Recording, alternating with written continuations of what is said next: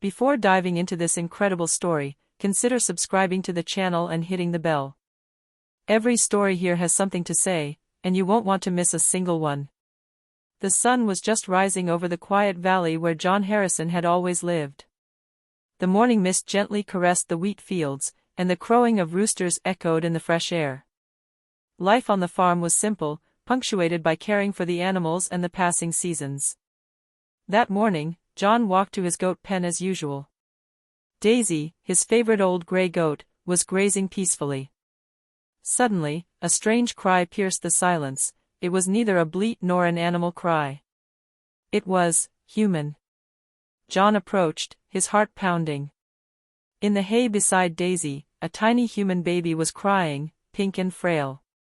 John stepped back, stunned. His eyes couldn't believe what they were seeing. Had a goat really just given birth? Silence fell again, but it was heavy with questions. The baby moved his tiny hands, looking at John with complete innocence. Reality seemed unreal. Was this a miracle? A punishment? Or the beginning of a mystery that would change life on the small farm forever? John knew one thing: nothing would ever be the same again. John Harrison had never known such a strange morning. The baby, all warm and fragile, was still cuddled against Daisy, who looked at him with an eerie calm, as if she knew exactly what she was doing. John, still in shock, knelt down gently. "But, how?" he whispered, running a trembling hand over the tiny being. Every breath the baby took seemed unreal, and yet, there he was, alive. His first thought was to call someone. But who? The police? The newspapers? And how could he explain such a miracle without sounding crazy? His neighbors had never been superstitious, but what would they say if they saw a baby next to a goat? Deciding to proceed cautiously, John carried the baby into the barn, placing it on a clean old sheet. Daisy followed, trotting behind it as if protecting it. John looked at the goat and whispered, "What happened here, Daisy?" Hours passed. John cared for the baby as he would one of his pets, but his mind was full of questions. Where had this child come from? Was it a divine miracle? An inexplicable phenomenon? Or something even stranger? Little by little, rumors began to circulate in the village. Some said they had heard human screams in the farmhouse in the early morning. Others claimed to have seen John with a baby in his arms, accompanied by his goat. The whispers grew louder, and soon the whole village seemed to be wondering, had the Harrison farm really just become the scene of a supernatural event? And John understood one thing: he had no idea what awaited him, but this baby would change his life, forever. The sun had barely begun to rise when the entire village seemed to sense that something strange had happened at the Harrison farm. Neighbors passed silently by the fence, casting curious glances toward the barn. Some whispered among themselves, others barely dared to breathe, as if to avoid disturbing the supposed miracle.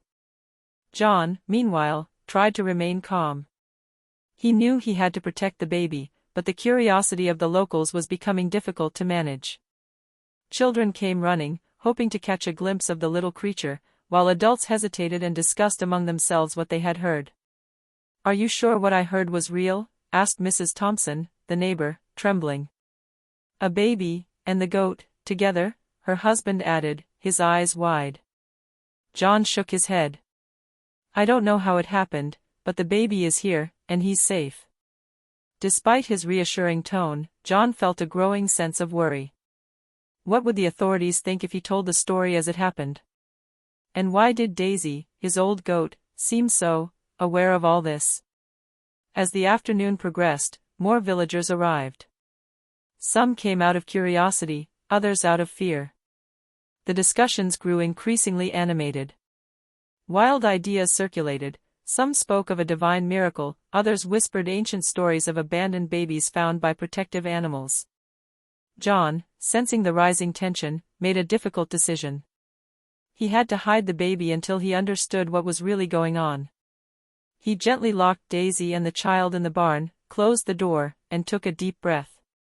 He knew that soon the village would be asking more questions, and that soon the secret of the Harrison farm would be the talk of the town. And deep down, John felt that this was only the beginning of a story far stranger than he could have imagined. The next morning, John had barely slept. The baby slept peacefully in the barn, snuggled up to Daisy, but the farmer knew the secret couldn't stay hidden for long. The village, already bustling with activity, was now attracting more curious, even influential, visitors. The first to arrive was the local minister, Reverend Miller, a man respected for his wisdom and prudence. He stepped through the fence, his face grave. "John. I heard rumors," he began, hesitantly. John beckoned the pastor over and whispered, "Come and see, but keep calm." The Reverend entered the barn and gently knelt beside the baby. His eyes widened, a mixture of astonishment and reverence. "It's impossible," he murmured. "A human baby, and the goat, how?" Before John could answer, a car stopped abruptly in front of the farmhouse. A young journalist, Emily Carter, known for her sensational articles, ran out. She had heard about the miracle and didn't want to miss anything. "Mr. Harrison," she shouted, brandishing her notebook. "I heard a goat gave birth to a baby. I have to." John shushed her with a gesture. "This is not the time for newspapers." But the village, now awake, began to gather in front of the farm. Excited neighbors, curious onlookers, and even a few amateur scientists had heard about the phenomenon. Everyone wanted to see, touch, and understand. Some prayed, others whispered wild theories about magic or mysterious experiments. John, realizing that the situation was getting out of hand, felt a new anxiety rise within him. The baby wasn't just a miracle, he was now the center of attention that could attract more than just curious onlookers. And back in the barn, Daisy seemed to understand. The goat stared at John with calm but determined eyes, as if to say, "Protect him, no matter what." John realized then that his life was about to change forever. It wasn't just about protecting a baby anymore, it was also about protecting the mystery surrounding him. John knew he could no longer remain passive. The baby needed security, and he needed to understand what had just happened. After a short night, he decided to search the barn and the surrounding area for any clues. As he inspected the hay and corners of the barn, he noticed something strange, a small gold pendant, partially buried in the straw, engraved with symbols he had never seen. The farmer frowned. It was unlike anything known in the area. "Daisy," he whispered, looking at the goat, "are you hiding something from us?" As he examined the pendant, he also noticed a faint, almost imperceptible mark on the goat's back, a strange symbol, similar to the one on the pendant. John felt a shiver run down his spine. Was this a coincidence? Impossible. The village began to gather more actively. Amateur scientists and curious onlookers continued to flock there, some trying to uncover the secret. But John had decided, until he knew more, no one would touch the baby. Later that day, while trying to understand the connection between the pendant, the symbol on Daisy, and the baby's appearance, an old man from the village, Samuel, knocked on the farmhouse door. Samuel was known for his ancient stories and legends about the valley. "John, I think what you found is beyond anything you can imagine," he said, staring at the pendant. "This symbol, it belongs to an ancient legend from our region. It speaks of miraculous children born from protective creatures to protect an ancestral secret." John felt his heart race. Was this possible? A human baby born to a goat, carrying an ancient secret? He realized then that what he held in his hands was not just a child, but a mystery that would shake the entire valley. Daisy, faithful and silent, lay down beside the baby. Her eyes reflected a strange wisdom, as if she knew exactly that destiny had just begun. A few days after the mysterious birth, the Harrison farm looked nothing like it had. John had placed the baby in a makeshift crib, still under Daisy's watchful eye. But soon, inexplicable events began to occur. It had started with simple sounds: bells no goat wore jingled in the barn, light footsteps echoed on the wooden floor, and sometimes tiny lights seemed to dance around the baby as he slept. John rubbed his eyes, thinking stress was making him delirious, but nothing explained these phenomena. One night, As the moon bathed the valley in a silvery glow, the baby opened its eyes and, for the first time, a smile lit up its face. At that precise moment, Daisy stood up and began to bleat softly, an almost melodious sound, which echoed like strange music in the barn. John felt a strange energy envelop him, as if the farm itself were breathing around the baby and the goat. The next day, the whole village began to hear about these phenomena. Emily Carter, the journalist, was back, more insistent than ever. "John, things are happening that no one can explain," she shouted, trying to get into the barn. "No way," John replied. "This baby is not a show." Despite his precautions, some curious onlookers began to set up binoculars or cameras from a distance to observe the supposed miracle. But no one could predict what would happen next. Another night, an even stranger event occurred. The crying baby seemed to calm the storm brewing outside. The wind stopped, the rain stopped, and the clouds formed a strange pattern in the sky, almost like a symbol identical to the one on Daisy's pendant and back. John knew at that moment that this was no ordinary baby. And he also understood that Daisy was no ordinary goat, she was the guardian of something much older and more mysterious than he was. As the days passed, news of the mysterious baby and Daisy spread beyond the village. Amateur scientists, journalists, and even freak hunters flocked to the Harrison farm. John, overwhelmed, began to feel increasing pressure. One morning, 3 men in white coats crossed the fence. They introduced themselves as researchers, claiming to want to study the baby to understand this inexplicable phenomenon. John felt a surge of suspicion. "I won't let you touch that child," he exclaimed. "Mr. Harrison, we just want to help him and understand what's going on," the group leader, a man with an analytical and serious look, replied calmly. As they approached, Daisy began to grunt softly, an unusual sound coming from her. The baby, awake, raised its arms, and suddenly, a wave of energy rippled through the barn. The researchers' electronics began to flash and crackle, causing them to recoil in fear.